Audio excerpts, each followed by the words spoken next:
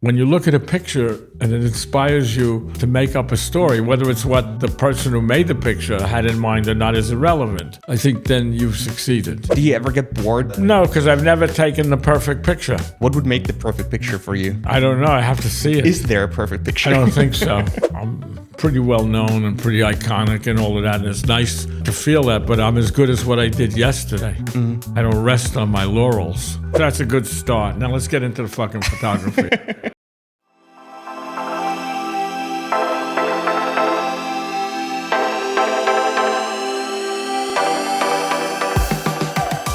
Hello, and welcome to a new episode of Gestatten Sie. My name is Ulrich Eid, and this week we have a very special episode because I got to talk to legendary Magnum photos photographer Bruce Gilden. For the few people who haven't heard of Bruce, he's an amazing street and portrait photographer trying to point his camera at the people that society kind of has forgotten about. He tries to be as close to his subject as possible and tries to capture raw reality. In the episode, we talk about how instincts, his emotions, and his life experiences shape the way he takes pictures. We talk about the role of intuition in his photography and how he still feels the urge to evolve as a photographer. Big thank you to Westlicht for making this episode possible. The exhibition Bruce Gilden, A Closer Look is still on display until February 22nd, 2026 at Westlicht in Vienna. And before we get started, another big thank you to the Landesinnung Wien der Berufsfotografie for supporting this episode, and I'll enjoy my conversation with Bruce. We can start whenever. I'm ready. Are you ready, Gary? Okay. Are you ready? No, I'm probably choking to death. Aside from that, I'm okay. All right, let's go. Yeah, well, let me keep my glass on. I can see you in focus then. Thank you so much for taking the time, Bruce. Thank you. Welcome to the pod. How's Vienna been treating you for the last couple days? I'm still alive. That's the most important thing. So that's a good start. Now let's get into the fucking photography. Okay, let's go. What makes you pick up a camera? What kind of a moment? What kind of interaction? What kind of person does it need for you to pick up the camera? Be interested. You mean to take moment? a picture of? Yeah. I'm intuitive, so if I feel it the right moment, that's when I take it. Is there anything specific in that moment you're kind of looking for? Depends. If we're talking about portraits, they have to have an intensity in the eye, and the shape has to be a good shape of the face. So I've learned a lot about the physiognomy of faces. You know, like your face would be a little difficult for me to photograph well. I can do a good picture, but it's not going to go beyond that because the shape doesn't really work as well. And also, I don't know if you have the intensity in the eyes, but and candid is completely different, okay? I mean, I also make decisions on whether to do something now. My whole early career, most of my career was only black and white. So now I do color also. So I have to decide if I want to do something in color or black and white, and I want to do candid or faces or candid and faces. What makes you decide to go color or black and white? What's your decision process? Just my intuition. Intuition. Like, for example, the bike is the circuit. These guys have become my family, and I had no interest in bikers before. I decided to do it in color and all candid. And that's what I do. Just because it feels right for you. That's what I felt, you know. I just want to circle back a second. You said you are very interested in like just the emotions that are transported through the eyes. Why the eyes? What makes them so special? Well, the eyes are important in the portraits. In the other work, you know, look, we can go have this conversation. I generally like when people are looking towards the camera. Not all the time, but generally that's what I'm about. Mm-hmm. And I think it makes good contact with the viewer. Are you trying to take a picture for yourself, for the people in front of the camera, for the viewers? It's always for myself. Always for yourself. Oh. Do you try to see yourself in the well, pictures? I wouldn't go that way. I don't try to see myself, but it's about myself. You know, sadness, anger, or whatever. And I've always liked outsiders. You know, when I was 5 years old, I wanted to be a boxer. I wanted to monkey, and I wanted to play the drums. So I've just carried that all over to my photography. And if I think about it now that I'm older, it's a very natural inclination for me to photograph the way I photograph. When I played sports, I played very physical style. when I fought in the street or something, I was always in very close. I'm not a guy that stays distant. So I photograph who I am. How did you get that intuition? Was it just practice and doing it No, over and it's over just again? who I am. Just who you are. I mean, I had a kid that I went to high school with. He said, "Well, you showed there was no idea that you would become a photographer." I mean, when I first picked up a camera in 1967, I didn't even know that you look through the viewfinder. That's what you get. And my first picture I took was of a squirrel on a tree. Do you still have that? Yes, it's going to be the cover of my retrospective book. Oh, that's amazing. I have the print that I made, which is terrible. It's very gray, too. I mean, gray and, like it's terrible print, terrible picture. Yeah, and the only reason I started photography was I was at college, university, and I had gone for like 2.5 years. I was always switching schools. And I realized I don't want to do this any longer, so I didn't take my finals. And I decided to take acting and photography courses at night. Acting was more something that I felt I would be interested in. Photography, not being a technician, I didn't think, I'd never really thought of photography, but at that time, photography was in the air, blow up. It was trendy and fashionable, and I'm, 18 years old or something. Well, no, I'm 19, sorry. And so I said, I'll take photography. So we went in the dark room, which I was amazed. The dark room at the School of Visual Arts was like as bright as this room was almost. I said, this is a dark room? How does that work? It was really unbelievable. And, I was young, impressionable. It was nice. And the only thing I had done for myself as a kid was play sports. And I was pretty good, not good enough to be a professional, but good athlete. And I made a print. And I said, holy shit, I did that? And I was sort of like hooked. And it's the one thing that's kept me alive and going. What was the kind of thing that got you hooked? What was the feeling or kind of the gratification of seeing that print? We've done developing in our school and education as well. And I just remember the feeling of putting the print in the chemicals. Well, it's everything, Yeah, just seeing the picture develop and kind of create itself in there. Was it the developing part or the taking the picture part that was most interesting to you? Well, it's something that I did for myself, period, okay? I mean, it was fascinating to take the paper, see what happens with the chemicals, because my mind doesn't work that way. I'm very intuitive, and I'm intuitive about people and situations, but I'm not intuitive about processes. I don't give a shit why, you turn the lights on and, you turn the switch on and the lights go on. I couldn't care less. So, I just remember, wow, I did that. Then I used to take the film that I shot to the drugstore. They made little prints and developed it. I got it back and then I go to my class and I would print some pictures. I was a terrible printer. And, it just snowballed. Do you remember the first picture that you were actually happy with or that kind of made you feel that's something you want to do moving forward? The first picture I took is in the show. Oh, really? Which one is it? It's the untitled picture in Coney Island of two women. One with her hand, the guy in the back with the hands up like this, the lifeguard, and the two women talking to each other. That's the first picture that I felt had any artistic credibility. What made you feel that this one is the first artistic or had the I don't most think like artistic that. value? I just felt it. Have you always trusted your intuition? Yes, like I that? do. Okay. To this day. Because if people don't know, I go to a lot of places that would be considered dangerous. And now I have an assistant. Before I used to go to dangerous places by myself. So you have to be streetwise. You have to trust your judgment. You have to know who you're pointing a camera at. And you have to feel comfortable.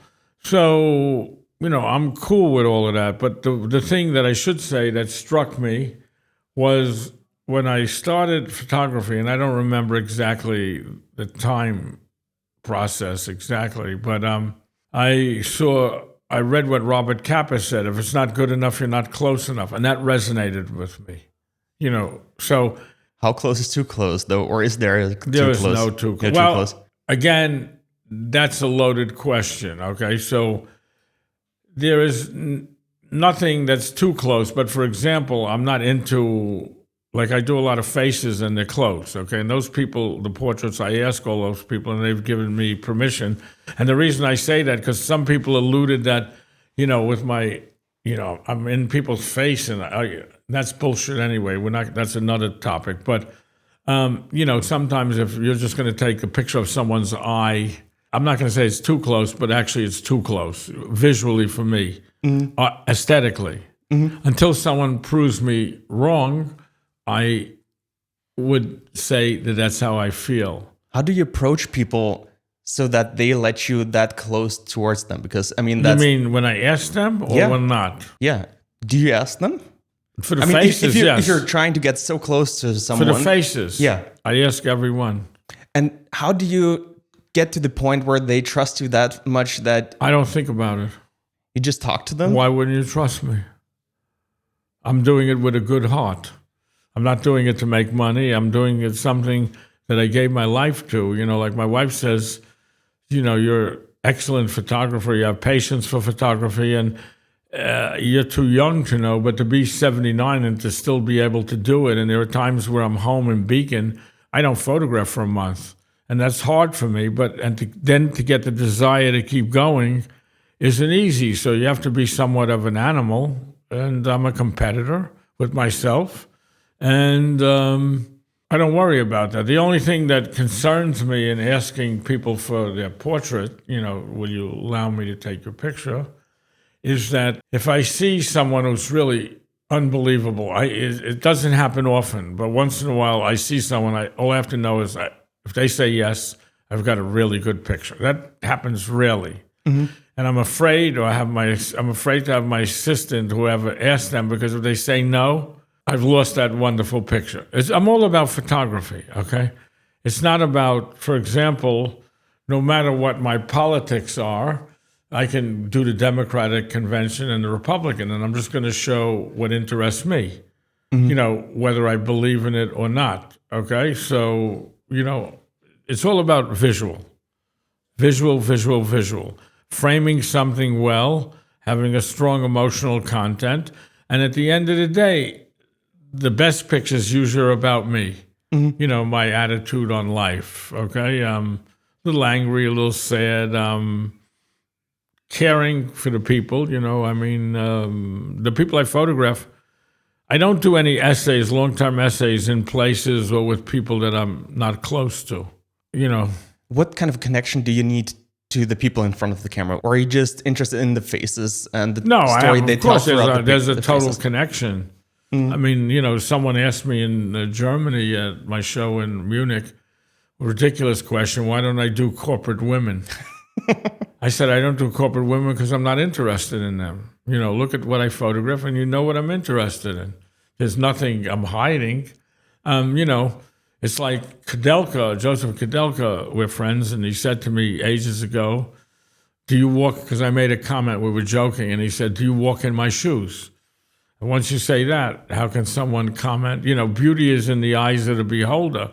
My faces may not all be pretty, but they're beautiful. They're well-formed.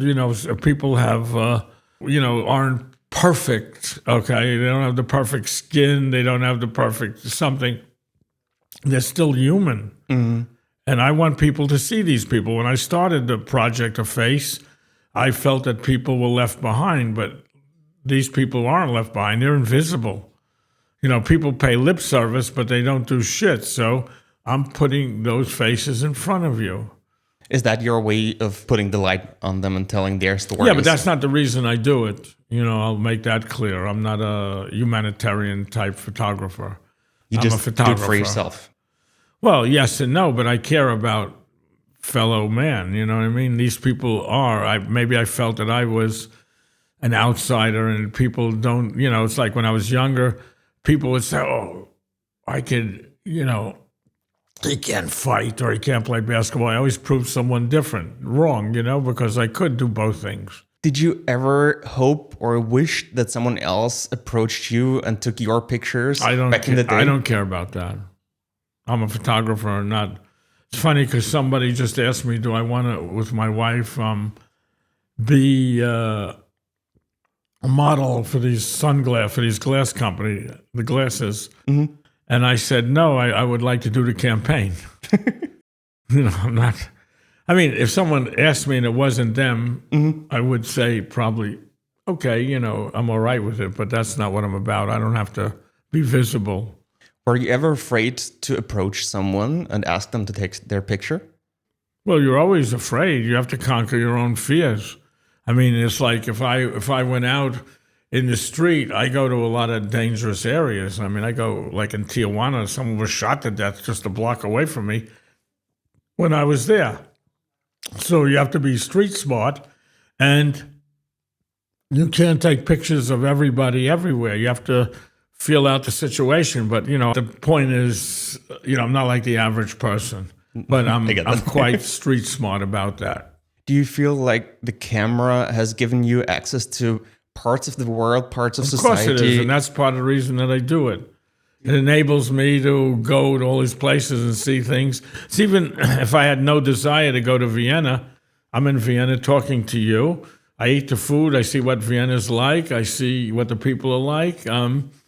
And for example, it's enabled me to go to about 70 countries. And, now I can actually see and say, I was in this country and this is what I saw. And, like I always wanted to go to Japan since I saw the show New Japanese Photography, I think in 1972 at MoMA. And I got there in 94 or 5, no, 98, whatever it was. And I realized that when I got there, the pictures that I loved in the show were all taken in the 70s. So, I mean, I got there like 20 some odd years late, but I made good work there. So, and I know what it's like to be in Japan, Tokyo especially, and I was in Osaka, and I know what the culture's like, and, we lived there for a while, and then I got a Japan Foundation grant to enable me to go back, and then I got a Guggenheim later to do something else. So, like, for example, I did a commission a couple of years ago in Napoli for Leica. Spent 8 days in Napoli, which I wanted to go to Napoli since I'm 25 years old. So I finally got there at 77. Well, eventually. Yeah, but I mean, I got there, so I ate great pizza, had a good time. I'd gladly go back again. And the trick in those areas, like when you go to Napoli, or I had another commission in Athens last year. I spent also 8 days in Athens, just walking around and trying to find things that interest me. The difficulty with those commissions is, when in Japan for 3 months, you can go back to places at different times and you're not in a rush. When you're there for 8 days or 9 days or 7 days, you have to find the areas that are interesting. So you ask people, my work, what do you think? But they still, as much as they know your work, they really know shit. But the thing is, then you go to a place, unless it's like a market area where generally it's good in the morning, a food market. You don't know if it's good in 3 o'clock in the afternoon. Sure. So you go at a certain time, and lucky sometimes it's good. Other times you go and it's not good. Then you say, oh, let's go back to this other. It's a process. And it's very, I won't use the word scary, but it's sort of like intimidating, and you have to really be a bulldog. Because it gets tiring. Oh, I didn't take any pictures today. I took 2 pictures. It's hard, but if you persevere, usually, you get something. How much of your, especially the street candid photography, is prepared, or kind of like you have something specific in mind and you're looking for that, or how much is just spontaneous and whatever you come across? Well, the only specificity is how you take the picture. For example, in some of the early Lost and Found work, which I could have put in my first book, Facing New York, but I didn't, because in Facing New York, I guess I was more enamored with the flash. And, the other pictures were good, but I didn't pay attention as much to them. And then when I started looking at the things, I realized all the things that I did to try and make pictures, good pictures. So what I realized, one of the things I did occasionally is put several things in the forefront of the picture to get to the main part of the rear behind. Okay, so that's something that I saw done that I learned, and I wanted to try it to help me. And of course, sometimes it works, sometimes it doesn't. There are other things I did, and I think the first lesson I learned in the streets of New York was that it's not Coney Island. Coney Island, is a beach area, so the backgrounds are cleaner. Yeah. People are more sedentary. They're not moving fast. Then you get into New York City, and wow, there's tall buildings, there's sunlight, there's shade. People are moving every which way, crossing in front of you, behind you, everywhere on the side. So, wow, it's really hard to do good pictures here. So I think, and I can't say that it's true, but I remember that I shot 200 rolls. I didn't develop them. Then I developed them all at one time because I hated to develop film. I was bad at developing, and I was probably worse at printing. So I remember when I developed it, I had very few pictures. I said, fuck, I'm on the wrong track. Just because you weren't used to the surroundings of New York City? And then I started to use Flash more, which I wanted to use Flash for a long time, but until I start using something, from the time I want to do an essay or I want to use Flash until I do it, there can be a time period of 5-10 years, okay? I mean, like the faces. What holds you back? And not just do it me, right? I'm not a technician. And in picking out essays, I'm not organized enough, to go to the right people, to do this or do that. How did I find Japan? I saw a show at MoMA, New Japanese Photography. It stimulated me. I really thought it was great, even though I had known most of those pictures. When I saw them on the wall, I said, wow, this is really good. So I figured if they did good pictures, why can't I? It only took me 25 years to get there. No, but I mean, Yeah, or you ask me now, if you said, Bruce, I'm going to give you this money, do you know where to go? I'll say, yes, I do. There are a lot of things I would like to do. Where would you go right now? Well, I don't know. I have one project I'm not going to discuss. I want to do it for 30 years. I know I can do an excellent job, but it requires, you have to have the right people to put you in the right situation. And, I maybe would go, maybe back to Russia, maybe Eastern Europe, or, I guess I could probably go Vietnam. There's a lot of places. Africa, I haven't spent a lot of time. I'll find stuff. What made you eventually actually pull out the Flash then? You had the thought in your mind for 5 to 10 years. I probably got pissed off enough, and I said enough is enough. Of what? Now we're going to do it. Of yourself pulling yourself. Well, also, pulling I'm not. yourself I up? don't consider myself a technician, even though I'm not stupid technically. So, I don't understand the mechanics of Flash. I've learned a lot. Okay, and when I'm in the field, I know how to adjust if something is wrong. Okay, but it's not something that comes easily to me. It's like repetition. You constantly do it and do it and do it, and then it becomes part of you. Has using the Flash changed your approach to photography? Possibly. But I always like to be close. So, and the funny thing was, I used a Leica from 1977 on, and you can't focus the rangefinder cameras as close as Nikon, single lens. So here I am defeating myself. And the other thing with the film cameras, the fastest shutter speed for Flash was 50th of a second. So then you couldn't use the Flash all the time. So I was always frustrating myself, but I guess in a way, ultimately, at least I tell that to myself, it works to my advantage because I had to work in smaller areas. I couldn't be racing. Oh, there's sunlight over there. Oh, there's none here. I got to go all the way over there. And the distances may not be large, but they are large, especially when you have an X amount of time during the day. It's not like something that's leisurely. So I'm a pretty speedy person and also a stressful person. So I cut down the playing field. And this is after the fact. And I think it's probably true. And, I work from there. Do you run around a lot when taking street photos or just stick at one? No, I walk around. Okay. But you just try to just move around as well. You don't just wait or have that one frame in mind and you're waiting until everything aligns. No, it's not one frame in mind. It's a question of where a lot of people that are interesting could be. Or a lot of people. Where do you think the most interesting kind of area in New York City is? Well, I can't answer that now. I don't think it's so interesting. The people are totally uninteresting. They all look the same. There aren't as many characters. So we won't go there because I don't think it would interest. But if you hired me, I'll find something. I'm sure about that, yeah.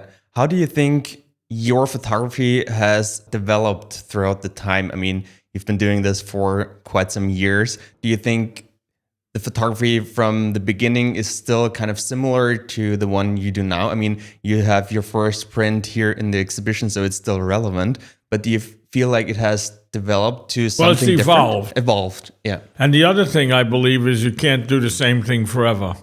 For example, there are people in Magnum and other photographers that do the same kind of photography that they did 40 years ago. It's not as good. I may do the candid, but I've evolved a little bit. You know, I get even a little closer or more dynamic. But this is also, you can't do the same photography in the street at 79 that you can do at 40.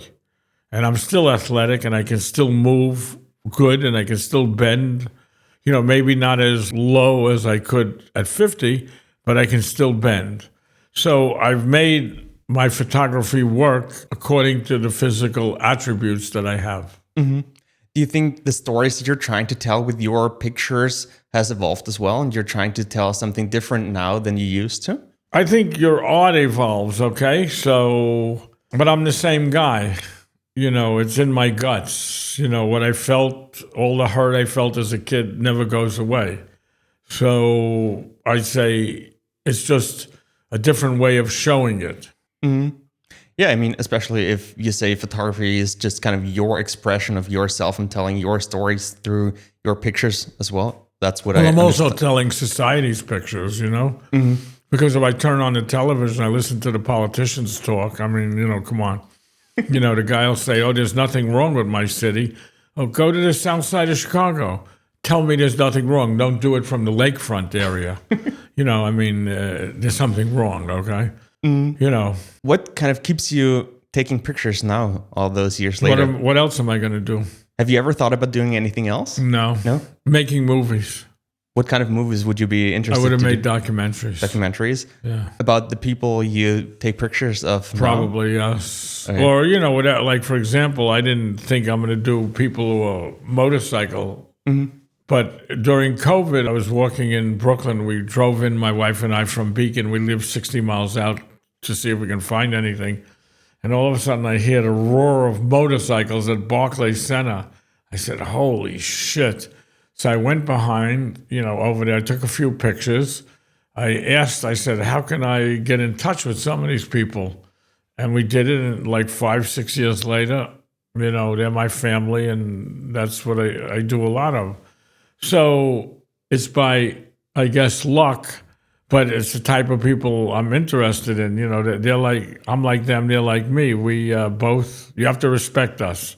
You don't respect us, we have a problem, okay? If you're in front of me, you know what I mean? Yeah. What do you think would be different telling a story through moving image than just taking pictures? Well, or what's that thing that you're kind of interested in? Look, I think it's much harder to make a still image.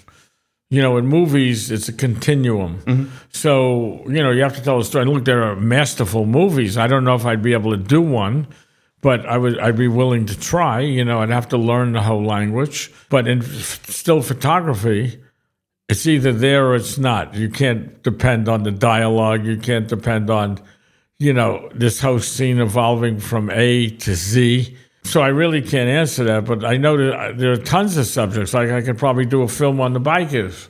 And I thought about it, but what holds me back is the same thing that held me back from doing Flash. I have to start from ground zero. And the other thing that holds me back is if I'm not able to hold a camera and have it do what I want to do.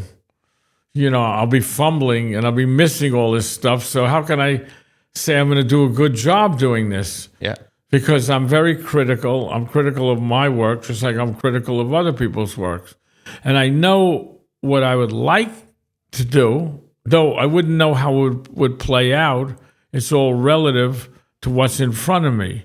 But I know if I'm standing there and I'm fumbling with the lens, And, oh, God, is that in focus? I mean, it's, years ago, the reason I didn't do film, besides I had trouble to make a living, so how the hell am I going to afford to do a film? Oh, yeah. And I don't think I different. would like to do a film in Hollywood. I'm not saying they want me to do a film there, but, with all the people that are involved and people saying, oh, you can't show that or you can't do that, that's out for me. I'd have to do it my way. Yeah. I think that's not easy nowadays. No, it is to get easy funding. in one sense, but not in the advantage of video is if it's not good, at least you can erase it, so you save a lot of money. And you know what they say, where there's a will, there's a way. For sure. Yeah. Do you usually work by yourself? You said you have an assistant with you as well. The last X amount of years, because especially to do the portraits, because the camera's heavy. I use the Leica S, and it would be hard to hold the camera with one hand and focus it, because the focusing is very critical. So like to the last second, adjusting it. Oh no, that's sharp. My eyesight isn't what it was also, and the camera, if it's not sharp, if you miss by a fraction, you miss by a mile. And it's super important to be sharp, being that close as you Of are course. with your portraits. Yeah, of course. Trying to kind of get into what your relationship is with the people in front of the camera. Do you know them before? Is it something just You super talking about the spontaneous? portraits? Yeah, the portraits. No, I don't know any of them. No, just see them on the street. Well, a couple of times in areas where I worked often, like prostitutes on drugs, some I know and I can talk to and go back again, but otherwise, I never saw those people before and I probably won't see them again. Do you not have the urge to kind of meet them again and see what they evolve to and what happens to their lives? Or is just a snapshot only of that the ones moment? that I know, like, for example, Amber, we went back to Kensington and we didn't see her and no one had seen her for 3 weeks. And I said, uh-oh, hopefully she's not dead. And then just before I came here, my assistant sent me a video of Amber that was taken recently, and she is a mess. When I photographed, that's the poster in the front. When I photographed her, she was, junky and messed up, but a lot of energy, Now she's lost all of it. She almost died. Wow. She's very thin. She's lost the will to live. So I don't think it's going to be long. But again, with these people, and I was a cocaine addict. I almost died myself years ago, so I can relate to these people. You don't always know. They can make a comeback, okay? But it didn't look good. It was tough to look at her because we liked her. You don't like everybody you photograph, especially, junkies. Some nice, some aren't so nice, okay? What does your history with drug addiction, you just said you had your issues with cocaine as well, what does that kind of impact the way you take pictures? Well, I don't know. The only thing I can say is, I had a tough childhood emotionally. I don't know what you know, what you don't know. I don't want to get into what happened in my family. Sure. But, I mean, to live through that, you have to be tough without going by the wayside. I could have been God knows what, okay? And also, when I was younger, my father died and my mother committed suicide. And then I had my second bout with drugs, and that was the cocaine addiction part. And I used to say to myself, because you lie to yourself, oh boy, it's good. I can go out and I can take a picture because I'm on cocaine. But it doesn't work that way. It doesn't. To me, I don't think it helped my art. But living through it, I won't say it helped my life. I did it. Maybe I shortened my lifespan. I don't know. I survived it. I have no desire to do drugs again. And it's just part of my life that happened. So Has your photography changed from the time you did drugs to after? I don't think so, no. So I always keep the path like that. The only thing I can say during that period, there were times I didn't pick up a camera because I was doing drugs. But even now, sometimes I don't pick up a camera. Like I just been hurt for 5 weeks. I haven't touched a camera one day in the last 7 weeks. Do you miss it? Yeah.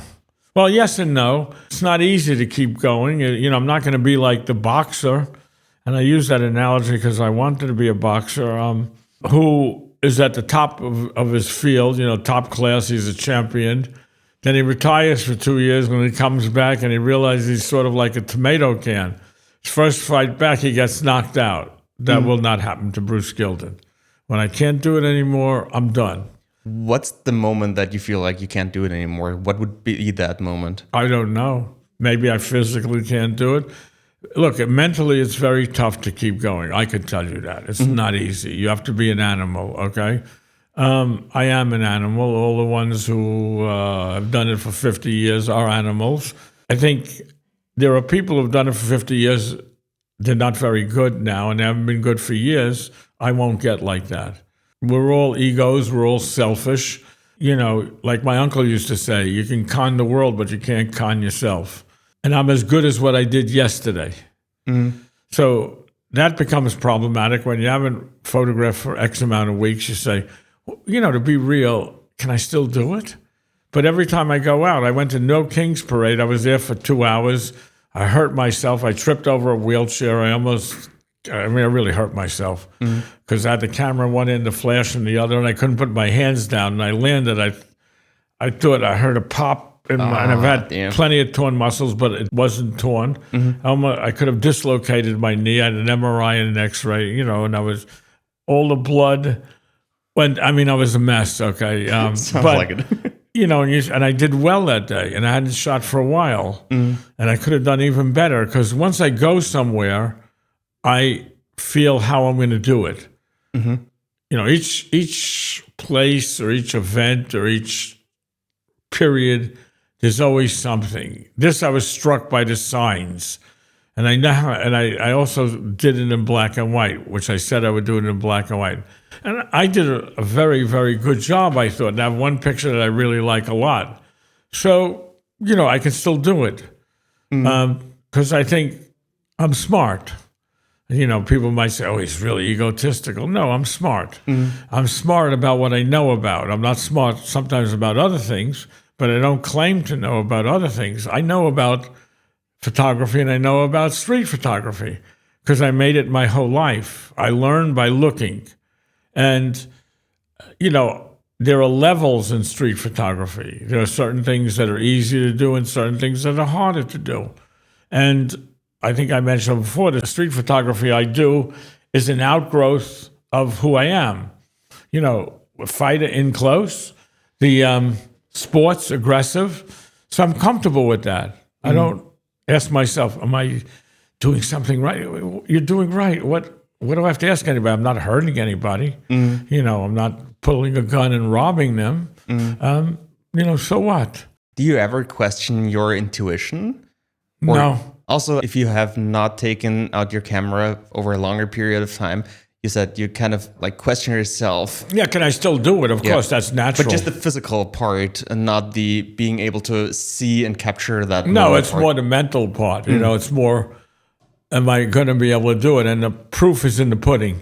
You can't lie about that. But look, everybody, and if they say not, is full of shit. You go to events or you go out in the street, it's not happening. So there are times you're flowing and there are times you're not flowing. And there are times that what's in front of you isn't there for you. And there are times when it is there for you. So, when I used to go out the street all the time, there was a month I'd go by, I didn't take a good picture. Then all of a sudden I get 2 on a roll. Best feeling ever. Yeah, you don't give up. The only thing that's bad is when you think you can do something or you think you're trying and you're not. You can't fool yourself. I know I have an ability. I have a talent. I'm very good at what I do.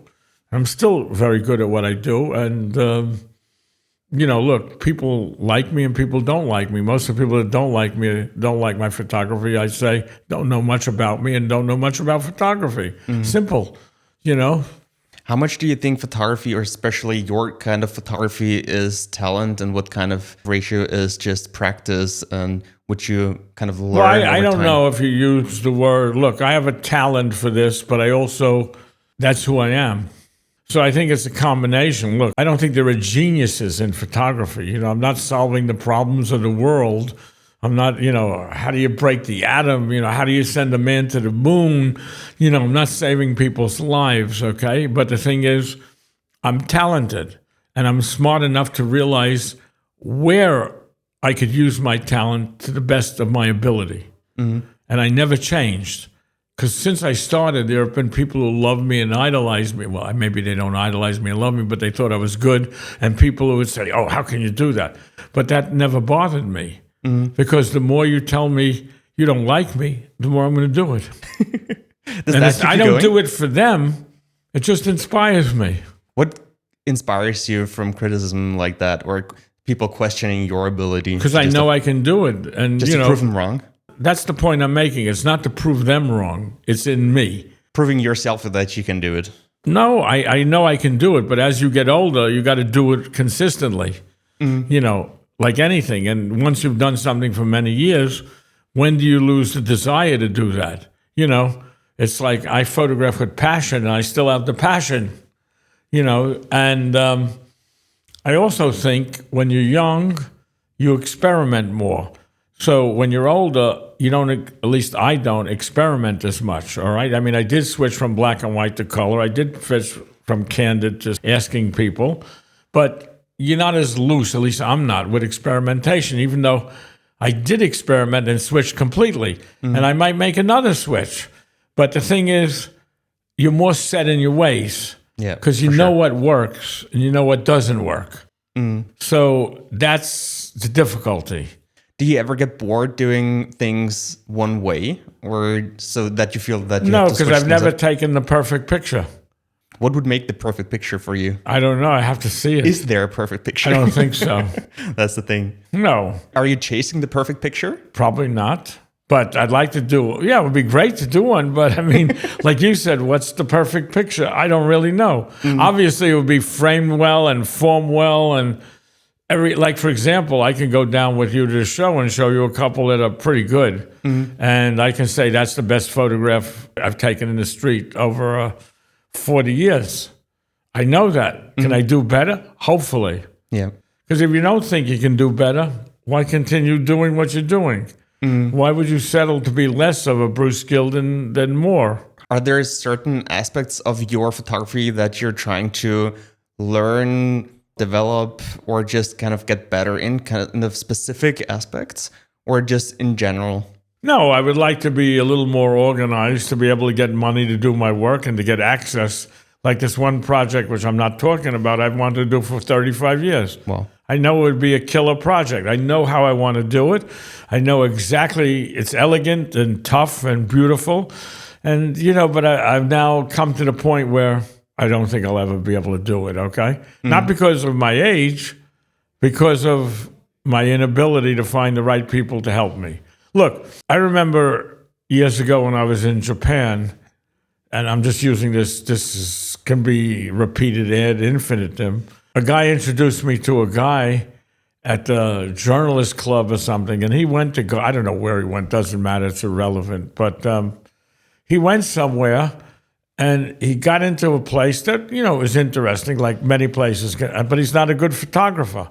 So he has the strength to be able to talk his way in, but he's not good photographically.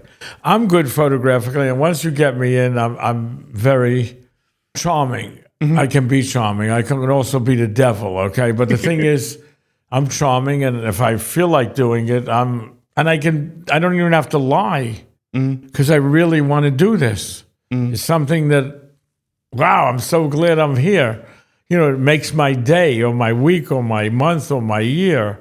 So I'm appreciative, Do you ever feel like you as a photographer are dependent on other people kind of funding your work, especially in the street photography portrait world? It's not super easy to get funding to do projects like you have in your mind. Well, a lot of my projects I've self-funded. Self-funded, okay. Yeah, by money I made. And then you're trying to get that money back through selling prints. I don't on think books. about that. Okay. If I can get it back, great. I'm still on my feet. Well, of course, I'd like to get the money. It'd be a lot easier. Yeah. but I'm not at that point. I spend a lot of money each year doing, like I'll probably be going back to Colombia in January. And it's not like I'm going with an assistant. We got to fly, stay at a pretty good hotel, eat. I treat the people who work with me well, deservedly so.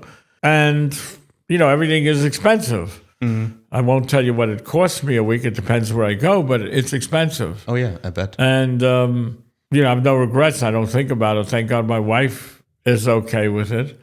Because if she wasn't, Not easy, we'd yeah. we have enough problems. There'd be even more problems, So for all of you, make sure whether, no matter who your partner is, make sure you have someone that is okay with what you want to do. How Yeah, many super birthdays I miss? Now I miss Thanksgiving. I may miss Christmas. I mean, it is what it is. Yeah, it's what you do, what your life it's part is of my about, life. for sure. Yeah. Yeah. Let's just talk for a second about the exhibition here at Westlicht. How involved are you in kind of curating an exhibition like this, for example? I'm very involved.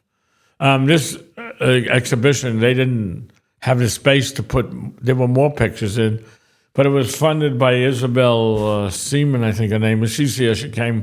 She left today in Munich. So when she came to New York, we made a selection. She had chosen to leave out the biker pictures. I have many more pictures that I could really do another, I'd say probably 50, 100 pictures retrospective and have strong, that's without the fashion, and have a strong show. But, most of the pictures here I like. I'm not, some are stronger than others, obviously, but, these are pictures that I thought were pretty good. How did you choose the selection? What kind of aspects of your photography did you want to showcase here? Just good pictures. Good pictures, just in general. Don't tell a story. Nothing is just about the pictures. Well, the story tells the story of my life, what I chose to photograph. I mean, I remember when I was in Munich, a lady asked me, an interviewer from the newspaper asked me, how come you don't photograph corporate women? That's just a stupid question. I don't photograph corporate women because I'm not interested in corporate women. I mean, I couldn't tell you tomorrow. Somebody can say, why don't you, we're going to fund you to do the pygmies in Africa or something, okay? I'm more than glad to go and give it a shot. I don't know where, there are ideas I have that I'm interested in doing, and there are other things that just come to me. Like, I didn't think I'm going to go to Athens. But since my friend, who is my advertising person, said, he lives in Cyprus and he has a lot of friends in Athens, and why don't I fund you to go to Athens for like 8 days? I went to Athens. Why not? Yeah, why not? And it was good. I had a good time. And good time means getting good pictures. Is that always correlated with? Yes, it is. Yeah. Do you experience places differently if you take pictures and if you don't? When I don't take pictures, I don't look.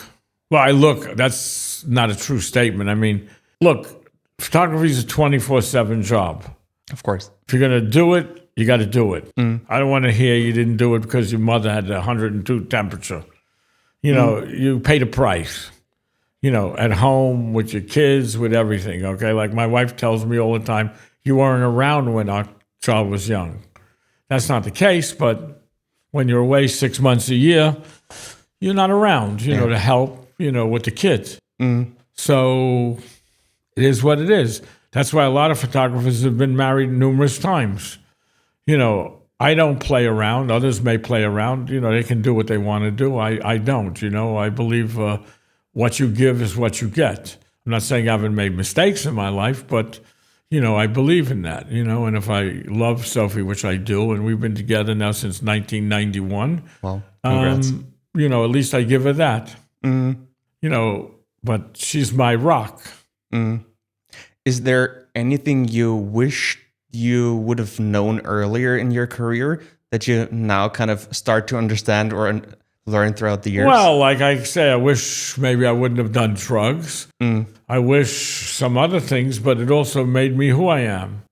So if you lived life differently, would you be taking the same pictures? Exactly. I can't answer that, And be realistic with you. Is there anything you would recommend young photographers who want to go, especially into the street photography, portrait kind of world, kind of see your work as an inspiration, what they should think about if they want to approach their career and their photography? Yeah, be yourself. Doesn't matter what anyone says. If you believe in it and you have the talent, because a lot of people fool themselves. A lot of people talk themselves into, oh, yeah, that's good. I'm really, and it's not the reality. How do you know if you're good or if you're Depends just how telling honest yourself? you are with yourself. But not everybody knows what a good picture is. But isn't that super subjective? Yes what a good and picture no. is? I don't think so. What makes a good picture objectively? Well, I'd say one that has a strong emotional content and is framed well. I mean, there are pictures I like that are landscapes. I'm not a landscape photographer. I trust my judgment. I may not be crazy. I'm not going to mention any names, and I don't appreciate people who mention other photographers' names in a negative way. I'm not enamored, but I know they're really good at what they do. And some of the pictures I like a lot. It's not what I would choose to do. Because if you do what I do, you better do it really well, because I know that quite thoroughly. I mean, that's your voice as well. Yeah, and I don't buy that argument that it's subjective. To a point, it's subjective, okay, but it's not subjective. There are some famous photographers that may do one thing well, and other photographers that have huge reputations built on their first body of work, and then after that, all the rest of their work is horrible, or not very good.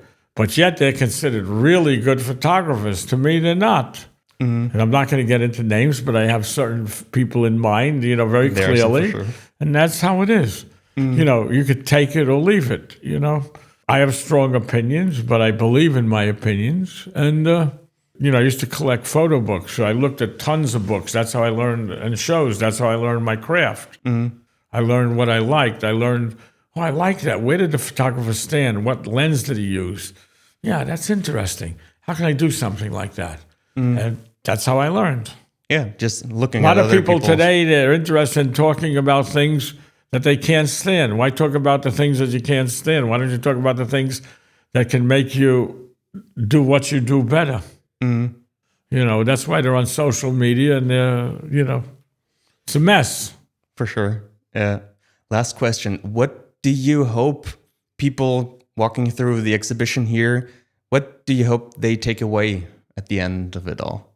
Well, it's up to them, It's a hard question to answer. Obviously, anybody who does anything, whether you're an athlete or you're a actor, actress, photographer, painter, musician, doctor, it would be nice to please everybody, that they're happy, with what you do. To me, I have no control over that. And, I know they're good down there. So if you don't like it, that's on you. It's not on me. And obviously, like I said, I'm pretty well known and pretty iconic and all of that. And it's nice to feel that, but I'm as good as what I did yesterday. I don't rest on my laurels. And, it's like when I was young, I remember, holy shit, there's Cartier-Bresson.